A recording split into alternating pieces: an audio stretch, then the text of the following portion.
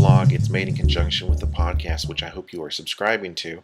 I've been going through a lot of stuff. I've been doing the podcast, I've been doing some voice work, and I don't know if I'm going through allergies or what. I've got my throat is hurting, and I don't know if I got, if it's all the pennies I shoved up my nose as a kid that stopped me up and making it unable to do my voice work. But I have to say, I did a podcast yesterday that will go on the air tomorrow, and I think it's going to be really great. If you're into filmmaking, if you're into creating some sort of content that you can put on the internet, I think you're going to really enjoy this interview with David Dakota. He's a filmmaker. He's done a lot of horror films, not just horror films, but other films as well. And he's got his own label. He's created his own company. He works for other people as well, but he's done some really interesting things. I think it's a really good interview. Got some fantastic interviews lined up, so I think you're going to really enjoy. So I don't know what I'm allergic to. I don't know if it's the peanuts I'm eating. I don't know if it's the cashews. It's not dogs.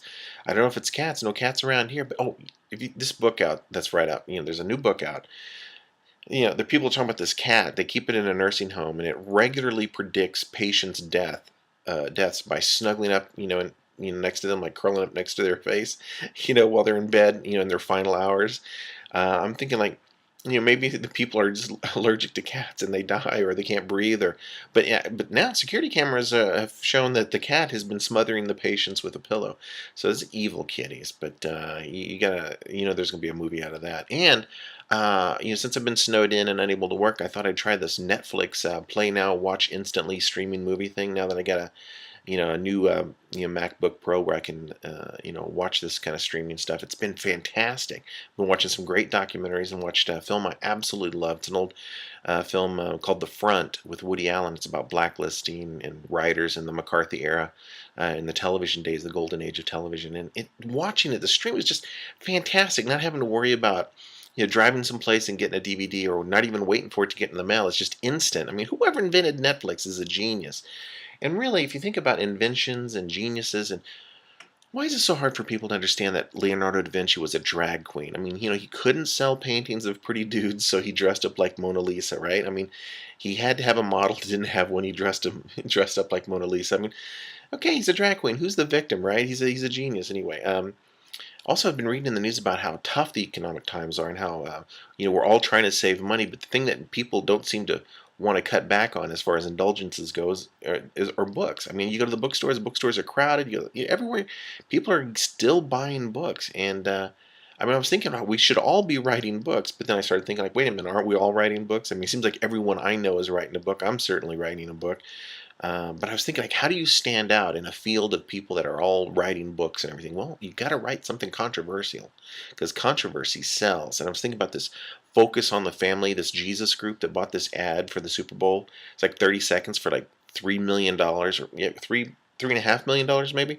So I was wondering, how many unwanted babies could that have fed? How many condoms and pills could that have been given away? I mean, how many sex education seminars or even medical help could that have covered? I mean, what a racket! What a way to make money! And I was thinking about Rip Torn, one of my favorite actors.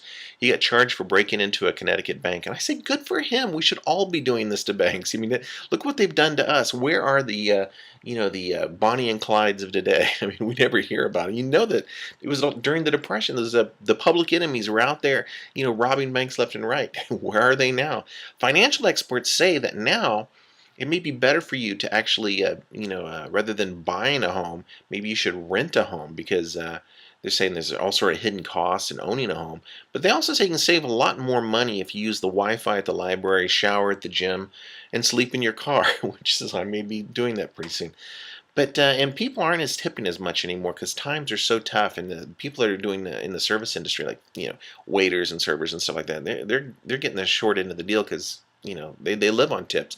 And according to Lure magazine, 20% is a good rule of thumb, for people that perform services like haircuts or pedicures, or Brazilian waxes. And also $5 to $10 is the standard for donating to podcasters. So don't forget to help me out. Dang, if you want to, I was thinking about what am I saying? Obama. He's really sort of embracing the new nuclear age, as far as the nuclear energy, and they're saying it's cleaner, it's more environmentally friendly. Maybe there's some new things going on with the nuclear stuff. And also, Bin Laden, Osama bin Laden, been blaming the U.S. for global warming. I'm thinking like, wow, do I really want Bin Laden on my side about global warming and climate change? I mean, like, is it the enemy of my enemy is my enemy and the enemy, or whatever it is? I mean, is nuking that bad for the environment? I think not. And as of today, it's been exactly 62 days since I started my low, no carb diet. I'm very excited about it. Just meat and cheese.